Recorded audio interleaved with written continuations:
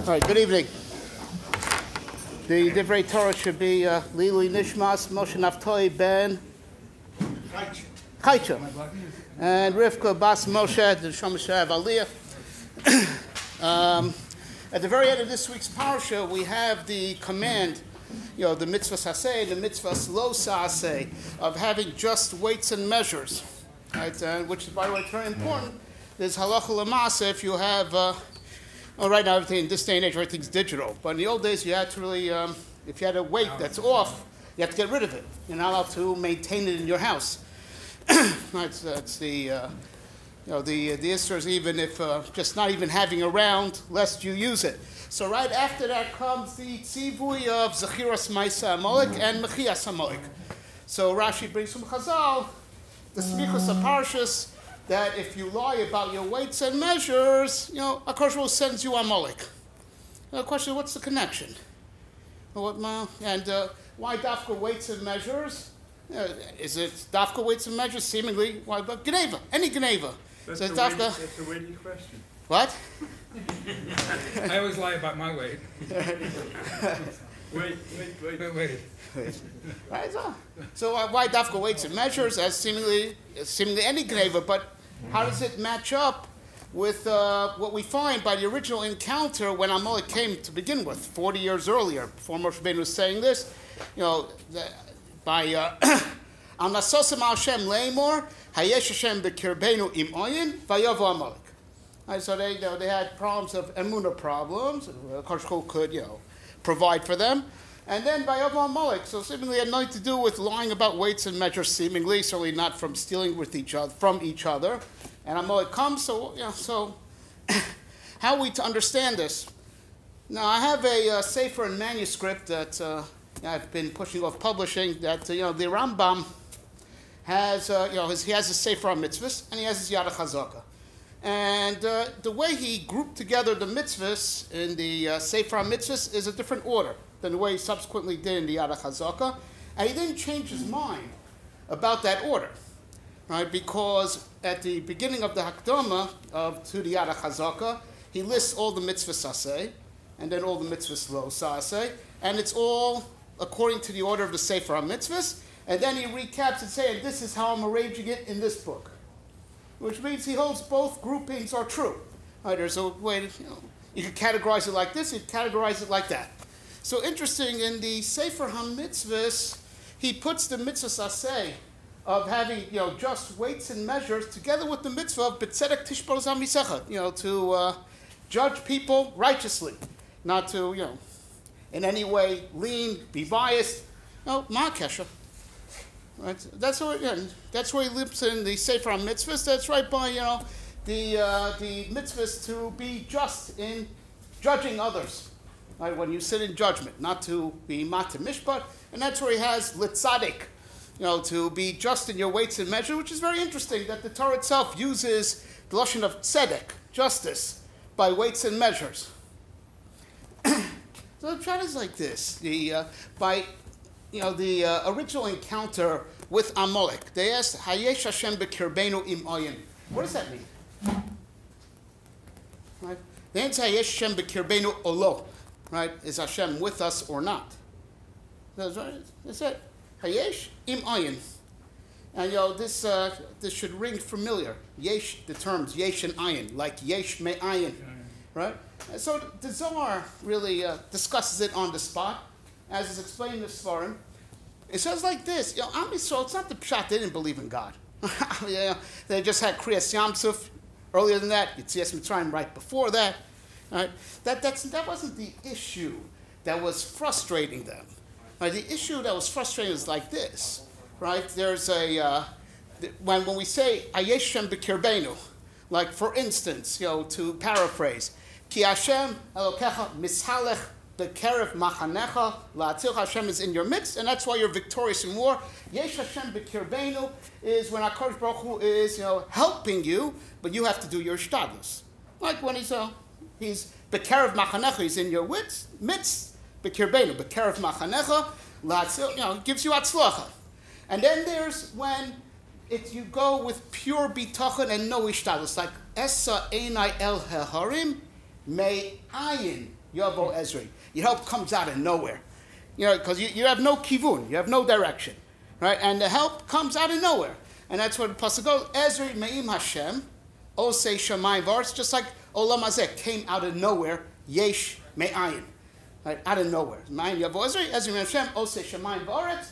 As HaKadosh Baruch Hu made shamayim v'aretz out of nothing, out of nowhere, he could help you also. Right? So now they were frustrated. You know, they're in the desert. They didn't know, would the hanhaga be b'bchinas yesh, or is the hanhaga b'bchinas ayin? Are we supposed to do something, take matters into our own hands? And our HaKadosh Baruch Hu, of course, you know, everything you need siyat d'shmai for whatever you do. That's called yesh. Yesh Hashem b'kirbenu. Im oyin, we should just lean back and not make any hishtadlus. Right? Just earlier, right, in that same parsha, by Kriyas Yam Suf, what does it say? Hashem yilochem lachem, v'atem tacharishon. Don't even daven. Don't even daven. Should be no ishtadlus, not even ishtadlus tefillah. V'atem tacharishon. Right, so they were frustrated. You know, when is it a time for hishtadlus? When is it a time only for bitachon? Now, there's no easy answer for that. But the problem was like this, says the Zohar. Al nasosam al Hashem leimor, hayesh Hashem b'kirbenu oyin. They tested Hashem. I mean, they say, which is it? Is it this? Is it that? Why does it have to be this or that? It could be both. Or it's a sliding scale. Sometimes it's yesh, sometimes it's ayin, sometimes it's a little bit of both. Like we say, you know, we should not try to draw a wedge, right, between these two different hanhagas. That's what we say, just like in creation. Creation was yesh me'ayin. So also in our day-to-day lives, it's a sliding scale. Sometimes it needs 90% bitachon, only 10% ishtadlus. Sometimes when the issue is more in your hand, 90% ishtadlus because there's what to do, right? And bitachon, you're not supposed to drive a wedge. Like, why did they decide it has to be either or? It doesn't have to be either or. It can be both in different permutations, different combinations. Lefi the tzorech hashah. And that's what the Zohar says, that al nasosam Hashem, the whole chet was al nasosam al Hashem, that they did ba'orach nisyona. They did it as a test. If they would have asked ba'orach she'ela, they would have just asked the question. It's a legitimate question. What should be the hanhaga now? But they decided it has to be either this or either that. Right? And that's a problem, you know, in the when making, you know, judgment is not just, you know, deciding, you know, zakai and chayev. Judgment is also a call on any given situation. Right? Is the situation hopeless? Is the situation, you know, there's hope? Right? You know, judgment is not just a pu'ula of, you know, deciding zakai chayev. It's determining the reality. Happens to be applied most often where there's the suffix, where you have two litigants and, you know, they're in doubt, and you make a judgment call. What should be the proper approach? We have to make judgment calls on many things in life, and that's called to weigh out the situation. Weigh out the situation. And when you have a scale, right, there's two things you need, right? First of all, that the scale itself be balanced, and that in the human being would be to have, you know, a straight head, a glatta cup, as they say. And of course, you know, that's what the Isser of Shochad, where the Isser of Shochad comes in, right? Because Shochad could bias you, right? But then there's another thing. Have correct weight and measures, right? And that is, are you working with correct categories, right? Are you working with correct terms, right? Fortunately, in this day and age, we're talking about tzedek, right? So now they have this new thing. It's called social justice, right? Yeah. And they make up all these types of terms, and they work with these terms. And that's called an ivut of weights and measures, right? Amalek, gematria suffix, Amalek likes to come, you know, and he thrives, you know. He thrives in a where things are not clear, when the terms are fuzzy, right? And if we ourselves are guilty of that, of increasing confusion and dishonesty, and we don't have rigid definitions, working with correct definitions, so then Amalek comes. And that's what it means. This problem where they said, Hayeshem b'kirbenu oyin, that was an avera of making a mistake in weights and measures. There has to be, it's either yesh or ayin, one or the other. Not true. No, you shouldn't be measuring up the situation that way. It's a sliding scale, depending on the situation, and it could change from moment to moment, whether you have to make more ishtalos or you have to have more bitachon. You shouldn't have decided it has to be either or. That was a mistake in weights and measures, in intellectual weights and measures. And now you can understand why the Rambam and the Sefer HaMitzvahs grouped them together, having, you know, correct weights and measures, you know, with being, you know, betzedek, you know, judging betzedek, judging justly, Right? To make the correct judgment call is you have to be working with the correct, intellectual weights and measures. Apply the correct midah, weights. Weights are midot, right? So there's intellectual, like midos she'atar nidreshes behen, right? So give an example from Dinei Mamis. Are you going to apply the midah of yachloku? Are you going to apply the midah of shuda dedaini? Are you going to apply the midah of hamotzi mechaver lavaraya? These are midas, right? Principles. Midah is also like a principle.